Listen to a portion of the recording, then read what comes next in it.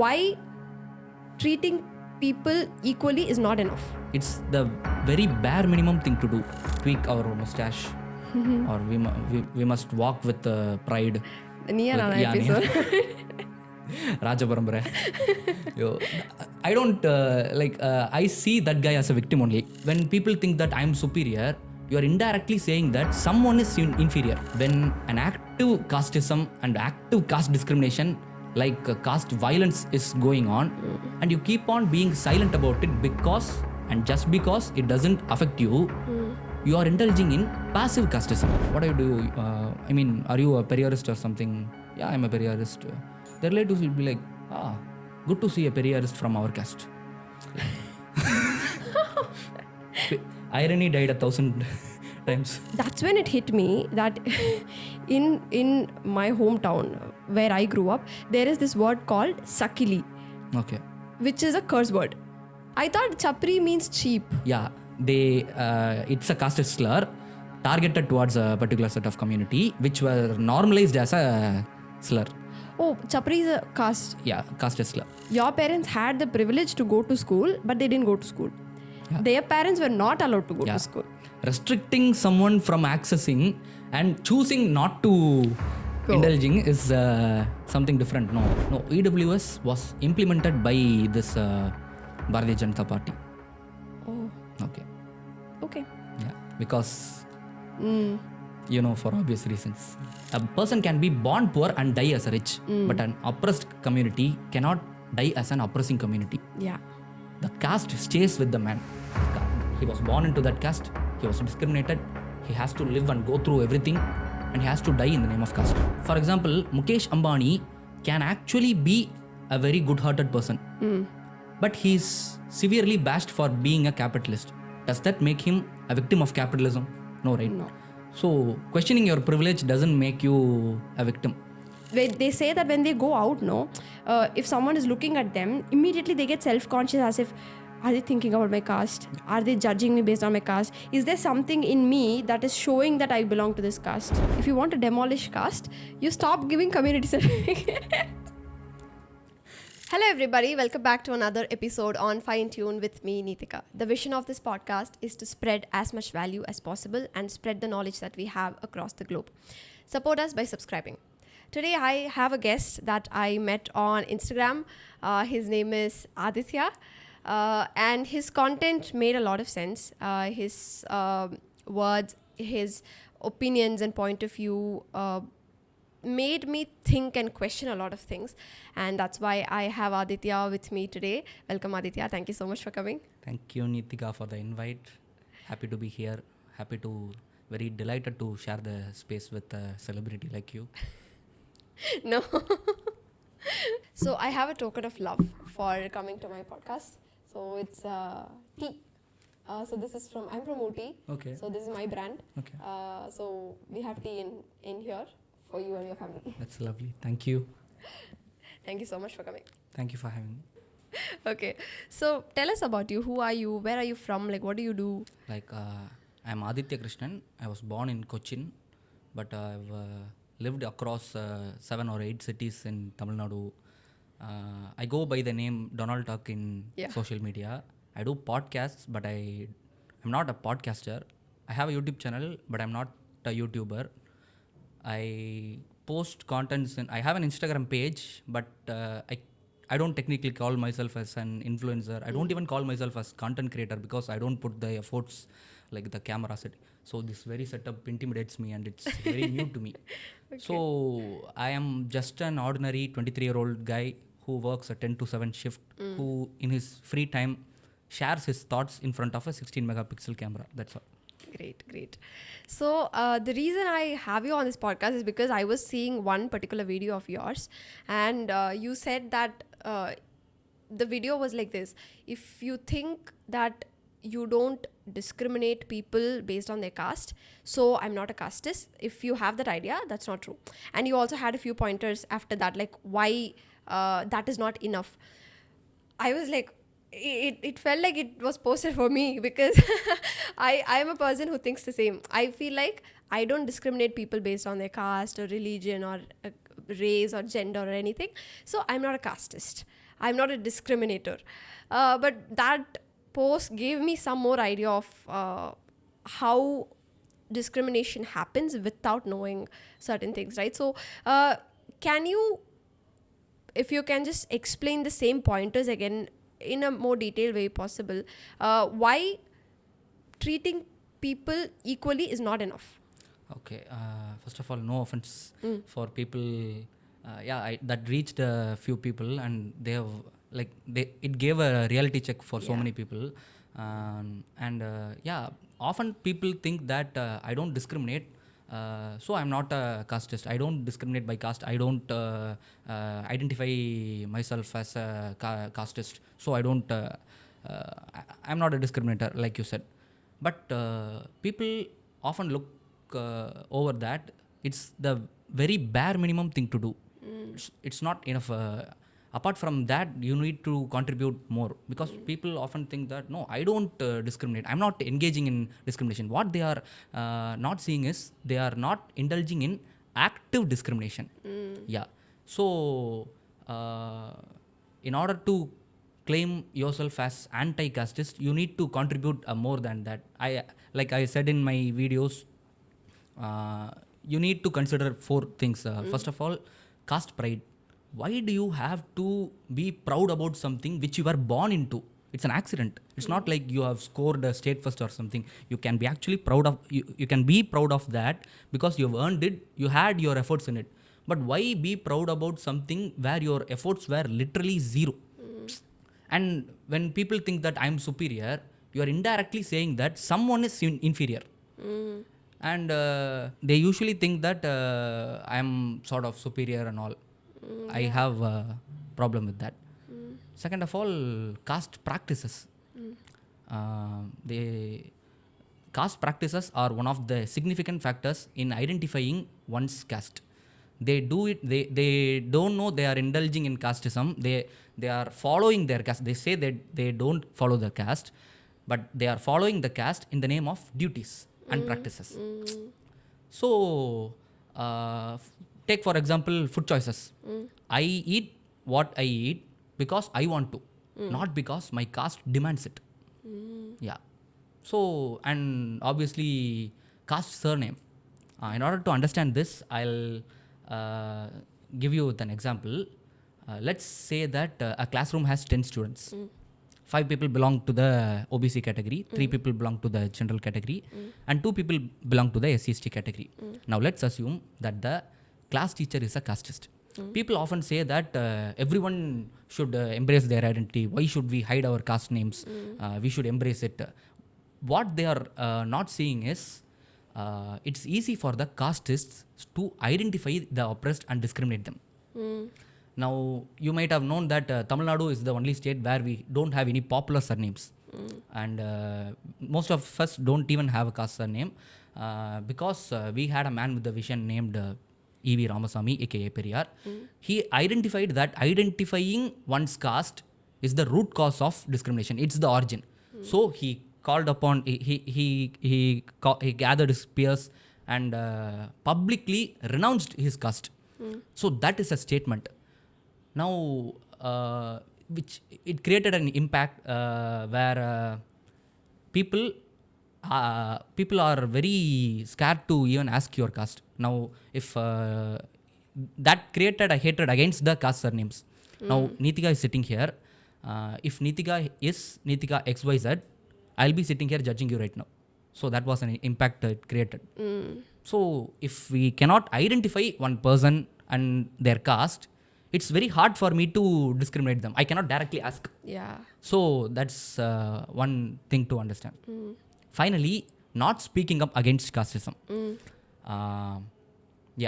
When an active casteism and active caste discrimination like caste violence is going on, and you keep on being silent about it because and just because it doesn't affect you, you are indulging in passive casteism.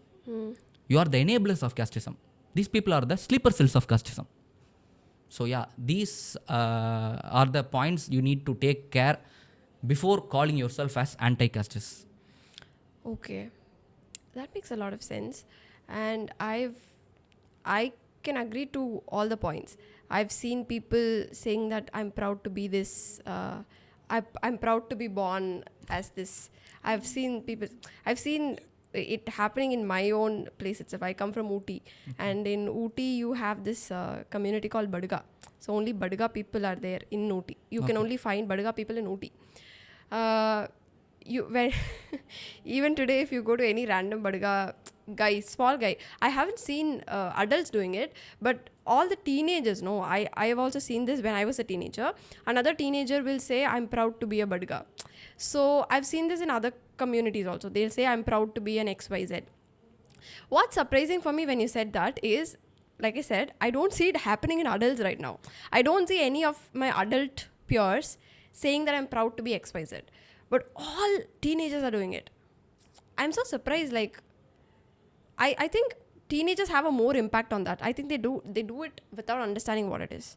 And we instill it on them, and they grow up doing it without understanding what it is. Yeah, because recently a video circulated, a child saying that I am proud to be born in my caste. A child, he's some 3-year-old, I guess. He's just now started to talking. So he was saying that I'm proud.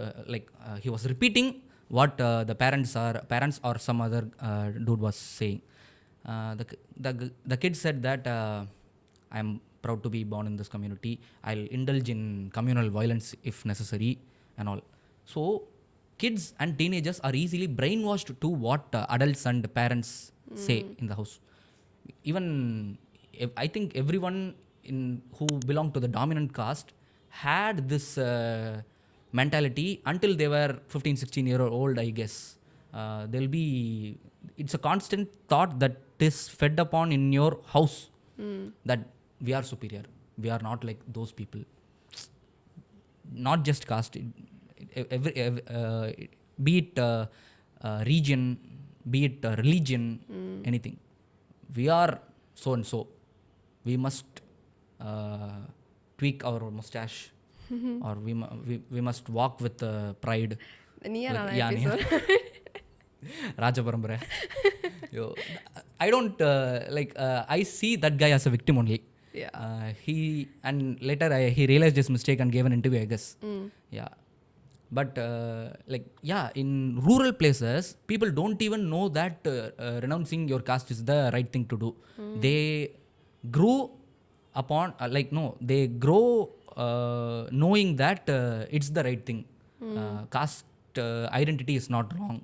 They have that thought injected in their mind. Only if they are exposed to urban or many rationalists or leftist people, they'll get to know that it's wrong and why it's wrong. Because I believe that most of the oppressors do not believe in active discrimination. Every oppressor who's proud about their caste is say that no people should discriminate others. But what they do is they refuse to give up their privilege. Yeah. And some set of people will be like, our caste is the only caste which do not indulge in casteism, and we are proud about it. I mean, what are you saying, man? So even in Periyarists, Ambedkarites, there will be there leftists and rationalists. When the relatives come to know about them, what do you do? I mean, are you a Periyarist or something? Yeah, I'm a Periyarist. The relatives will be like, good to see a Periyarist from our caste. Irony died 1,000 times. These people don't even know they are being in the wrong end, but they believe in not discriminating people. I mean, active discrimination. So I always give the benefit of the doubt, and I target them and educate them. If they don't understand what I'm educating and attack me and abuse me in my comments and DMs, it will be flooded with many of those. So only then I'll make a troll video about them. So different people react to different teaching methods. Some people will understand only if we say that mane tene pon mane, this is this. Okay, like many people will understand this. Some people will understand only if they only if you make a troll video or a satire video about it. Only like they will be watching a comedy video, not knowing that they are being targeted. But when it hits them, it'll make a realization that, oh, this is what I'm doing. So yeah, so that's why satire movies make a lot of impact. Okay.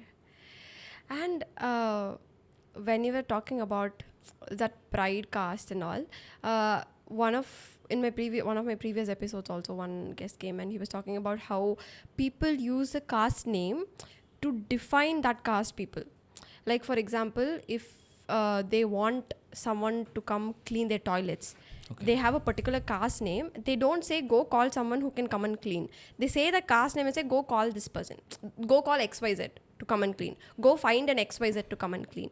Similarly, I'm very ashamed to say that I was this uninformed, but recently I was watching a documentary where they have taken interviews, or they've covered things of who does all the cleaning works, like the sanitation works.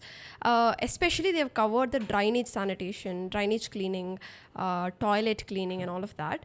And they were putting out the names of the castes who do that work. So when they have interviewed and they've found it, they're putting, and there came a word called sucklier caste. Okay.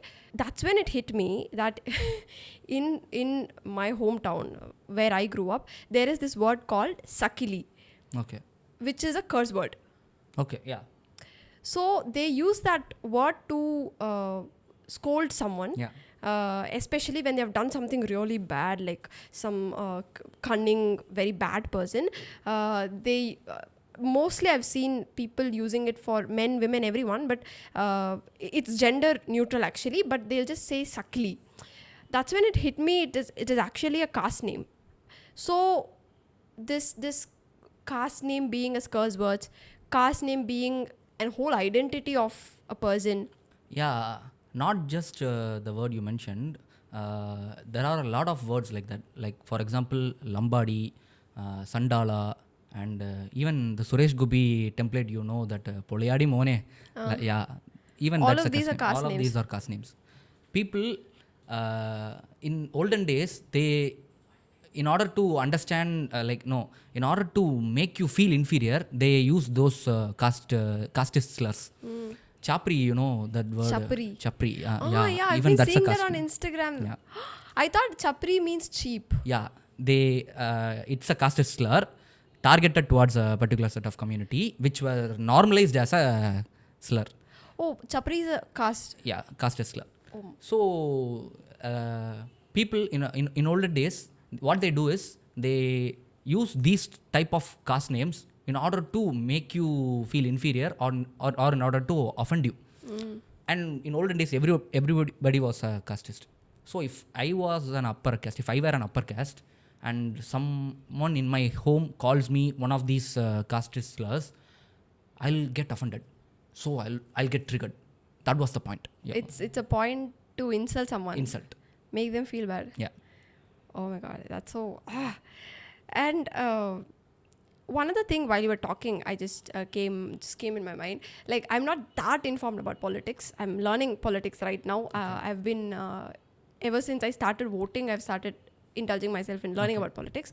But you say there's this left wing and right wing, right? So what is this partition? What is left wing? What is right wing? I mean, I know what is left. Just on a surface level, I know who are left wingers, who are right wingers. But how did this whole thing come? Or like, why do we call these people right wingers and why do we call these people left wingers? This is a huge history, I guess. I don't know exactly a roundtable. I don't know the name, but people say that there was a roundtable conference, and the leader called upon everybody and asked who wants change and who doesn't want change and leave the things as it is. So the people who wanted change, constant changes, seated in the left wing. Okay. And people who say that no, I don't want any changes, I'm comfortable the way we are, seated in the right wing. So that was the origin of the term, I guess. But usually people say that the right wingers are for the oppression. Like I don't know how to term it, but they say that all the privileged oppressors will be the right wingers. I'm not targeting them. For example, right wingers will be possibly speak about the men's rights, and left wingers speak about women's rights. Right wingers are mostly conservatives, Okay. and left wingers are mostly revolutionists. They want constant changes, and if that change is achieved, they need another change in order to better development. So and the conservatives, how to say this, the conservatives protect the culture. So right wingers will be most probably in defending their culture, defending their tradition, being proud of being a Hindu majority, or being proud of a man, being proud of Sanatani. Right wingers, yes. Right wingers. Left wingers will be against oppression in any form. Okay. Like if a feminism issue, left wingers stand with the women. If it's an LGBTQ issue, the left wingers stand with the homosexuals and transgenders. And if it's a minority majority issue, the left wingers stand with the minority religion. Any form, it's Okay. we stand with the oppressed. Then I can say I'm a left winger. Okay. So one important topic when we talk about caste and oppression is reservation, right? Okay. So growing up, I didn't know what reservation is. When I was applying for my college, that's when I came to know this. There is this category, this much percentage, this category, this much percentage, and people around me were saying that so you belong to this category, so you have to score at least this much marks, only then you can get, but someone else from this category, even if they score lesser marks than you, they can still get into it. So I've heard this people saying around me, but I didn't give much of an importance to that at that time. I didn't know what this whole thing is about. But later when we see a lot of topics coming on this, right? Even recently there was a video circulating where two groups of school kids, I guess, they were sitting and talking about reservation, and one person was saying something, and they all were like clapping, and I was like, it didn't make sense to me, but why are you all clapping? So reservation is something that I don't know. I think people have a lot of confusions about reservation. Why reservation came into place and why it should stay? Yeah, reservation came into place because people from certain communities were targeted just because they belong to that particular set of community, and they were restricted access from accessing those privileges where the upper caste only had. For example, even now, to answer your later part of question, the BCCI and media, the high courts and supreme courts are severely dominated by general category people. I'm not saying that they are undeserving and all. They deserve it. It's just they have a lot of more access and privilege than the others. So in order to represent and in order to ensure that each and every category is fairly represented, we need reservation. Okay. So when we talk about this, there's one question that comes up, that people come up with this question where they say, I've seen this where they say like their parents also studied, or they have been giving reservation for so many years. Why do they need reservation for so many years? Is a question that I see coming up. People say like reservation has been for a long time, or it has been for an enough time. After this, we should stop reservation, is something that I've seen people commenting on posts. So yeah, that's because people often find it difficult to digest the fact that the oppressed people are rising, and they have the same access and privilege like them. No, it's not been a lot of years. because SC/ST reservation has been into effect for only 3 generations, and when compared with 2000 years of discrimination, 3 generations is nothing, and there are a lot of people who didn't even get the first representation. And with respect to OBC reservation, it has been only in effect for 1 generation only. So I don't know what these people are commenting about several years, thousands of years. Like I don't know, like it has been SC/ST reservation has been for 3 generation, and OBC generation reservation is for only 1 generation. I don't know how many years of reservation we are giving. It's not like when compared to those oppression, it's nothing. And we need even by going by that statement, even now the unreserved fields are heavily dominated by the general category people only. And even in reserved institutions like IIT, there are a lot of loopholes playing. So as long as casteism exists, reservation will exist and should exist. Okay. I even saw, I don't know who said this, if it's a guest from my previous episode, or I don't know if I saw this on comments only, but someone was saying that there was this girl who was talking on Instagram Reels. She said, my parents also didn't go to school. Their parents also didn't go to school. I'm the first kid who's going to school. She is also the first kid who's going to school. So in that case, both of us should be treated equally only, is what something she said. I think I read in the comments, or I don't know where I heard this, but someone said that your parents had the privilege to go to school, but they didn't go to school. Yeah. Their parents were not allowed to go to school. Restricting someone from accessing and choosing not to indulging is something different, no? And even if both of them, like let's consider that both of them are same. It's about a community, not about an individual. Like when reservation is given, we cannot consider every individual and take a decision. We have to see for the larger good. And by seeing the larger good, reservation is going in a right track now. And I've seen some people also saying that while reservation exists, people from general category but who belong to a lower economical status, or people who belong to the lower side of the general category, are the people who are getting affected by this. Is that true, or like? Technically, no. You're saying that general category poor people are affecting, right? Yeah, general category poor people. Yeah, correct. No, technically, and with this economical weaker section schemes has been implemented, they are the ones who are getting a lot of privilege without even deserving it. Because even like for example, you see, you take any exam, government exam, there is a cutoff, and you will be having general category, OBC category, SC/ST category, disabled category, and then close to the pass percentage, mere bare minimum, you will be having the EWS category. And this EWS is specifically reserved for general category people.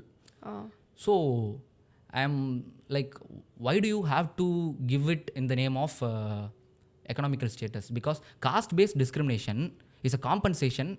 I mean, caste-based reservation is a compensation for the caste-based discrimination. Yeah. Where they were not allowed and they were discriminated. They were denied access. But general category people were not.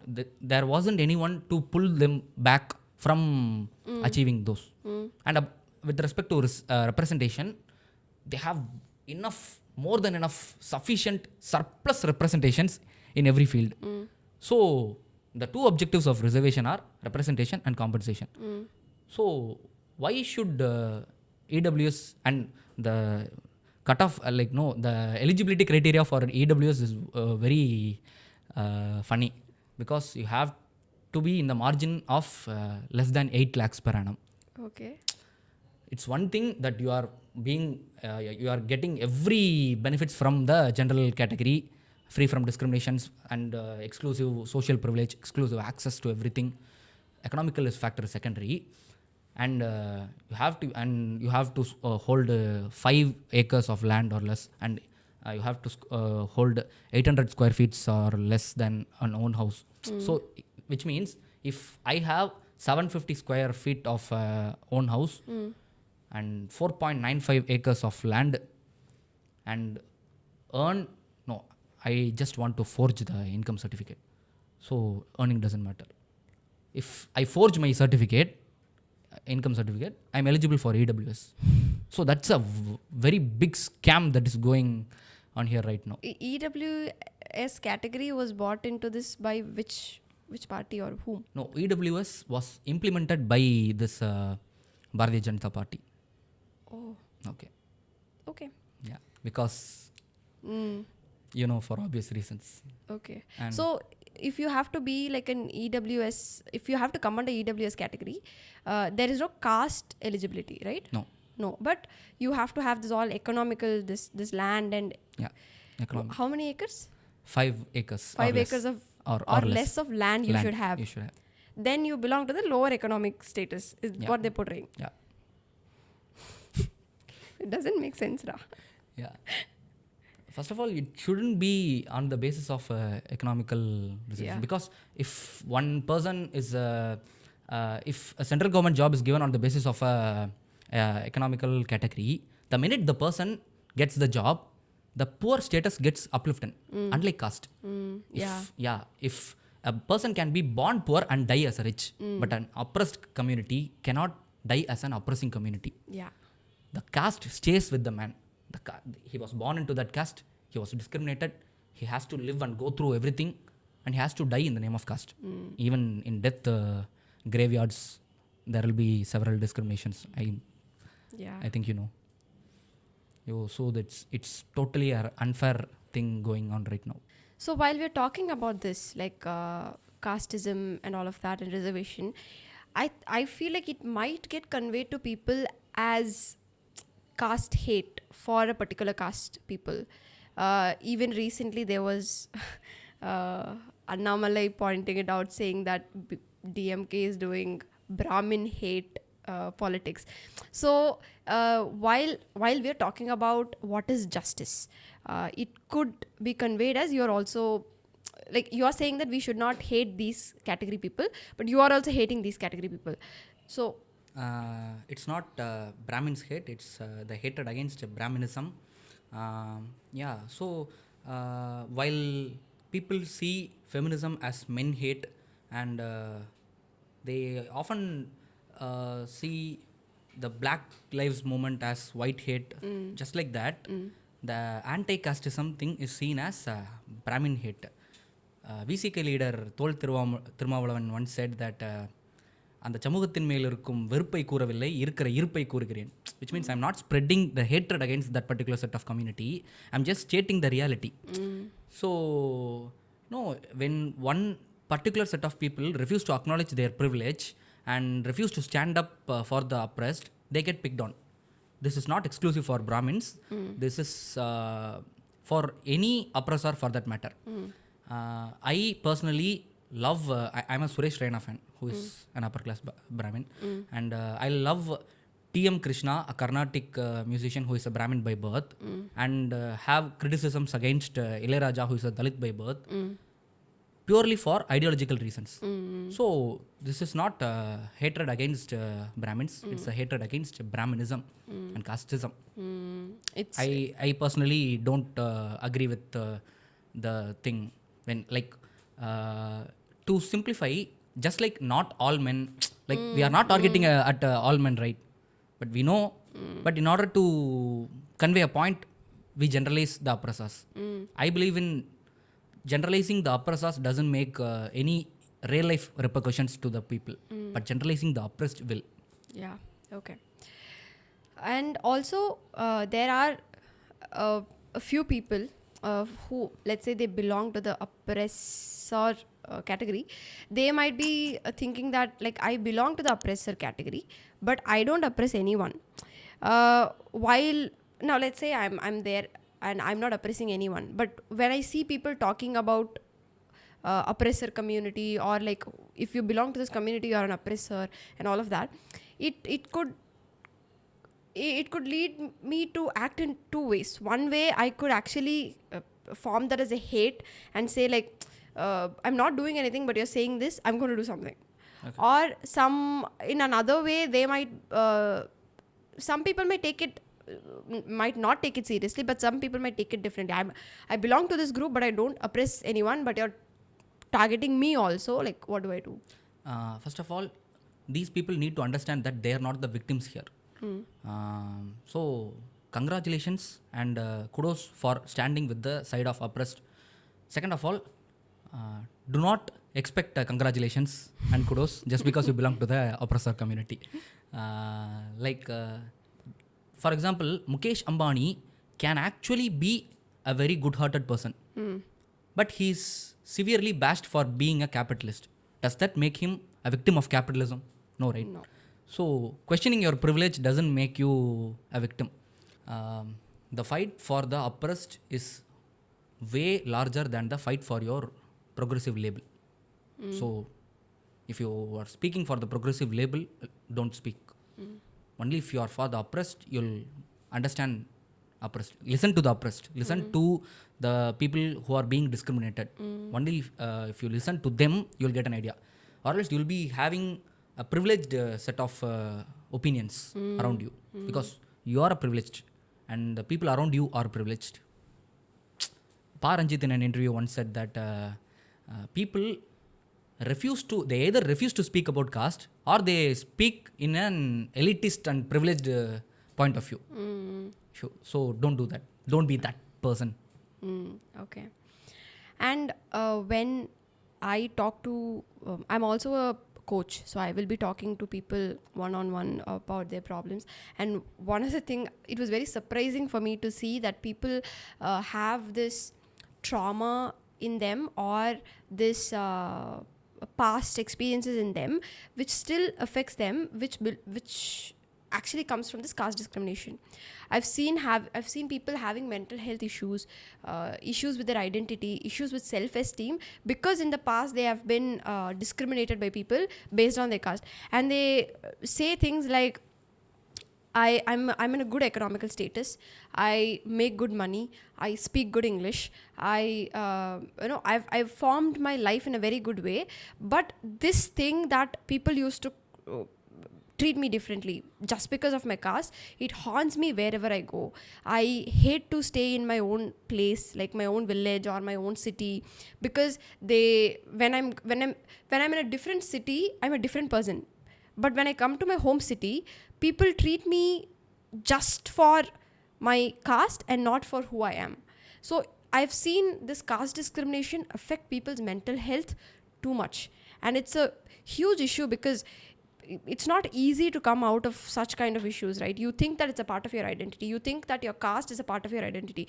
They say that when they go out, if someone is looking at them, immediately they get self-conscious, as if, are they thinking about my caste? Are they judging me based on my caste? Is there something in me that is showing that I belong to this caste? Yeah, they'll forever have that imposter syndrome. They'll be thinking that, am I not enough? Am I inferior? Am I really not worth it? But they'll have the constant fear that, will my friends treat me differently if they know what community I belong to? That's really depressing and sad. One of my friends, he belongs to the SCST community. He once said that in rural places, when I was in a rural place, there will be restrictions for communities to enter into the temples. When he was not allowed, even with his friends, when they'll be playing cricket and like, hey, wait here, we'll go to the temple and come. Let me come. No, you cannot. You belong to this set of community. He's asking me, it really hit me. My parents both of them are central government employees. We have a car. We have a big house. I have an iPhone. In what way I am less than these people?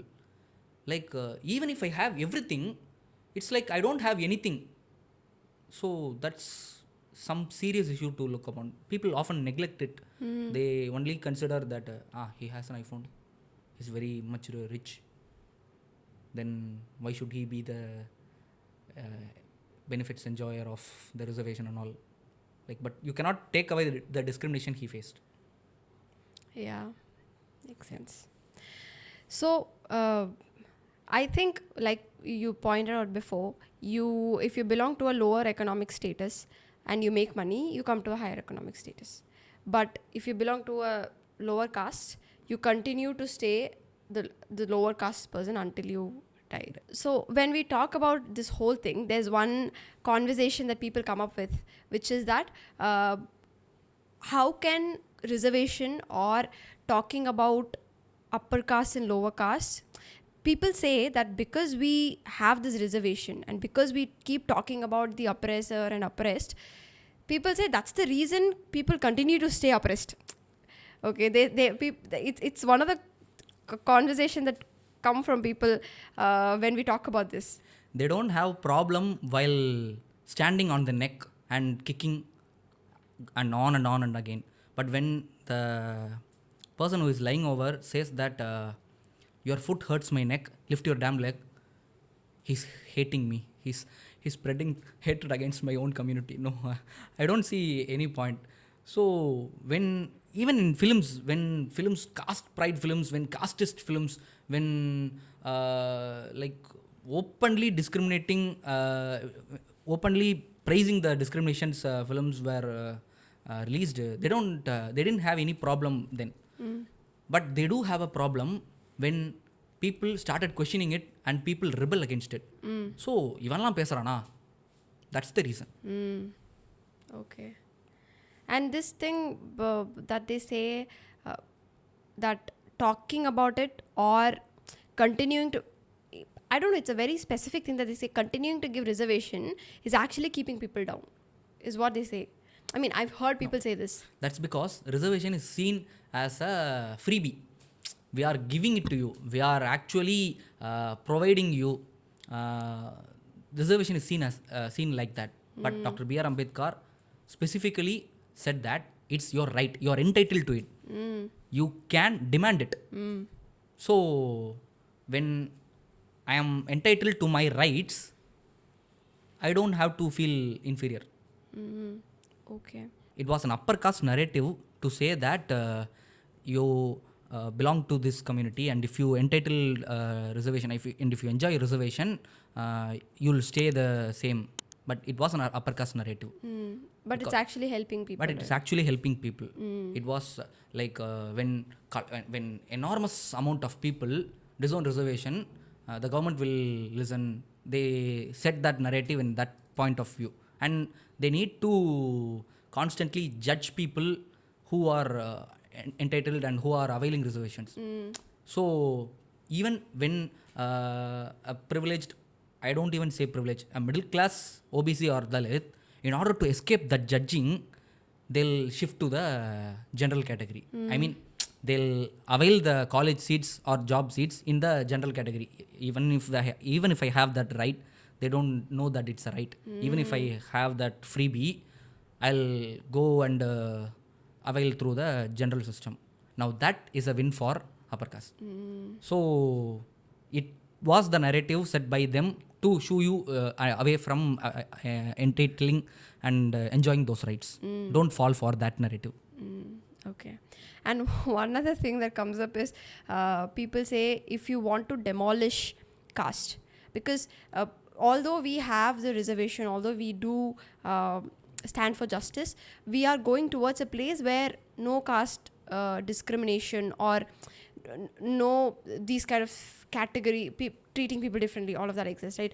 And this conversation comes up where people say if you don't want caste, if you want to demolish caste, you stop giving community certificates. It's like if you don't want to get affected by COVID, you just tear your vaccine certificate. It's like saying that, like, the vaccine is supposed to the community certificate is supposed to get you through the reservation and to entitle your right and to give you a better social status, or at least in par with them. But constantly, again, it was an upper caste narrative, so that these people will tear out their community certificates and they cannot avail reservation, so that though we can fill that vacancies, saying that see, this percentage of seats were given, but people were not coming. So again, it was set in that point of view. Okay, got it.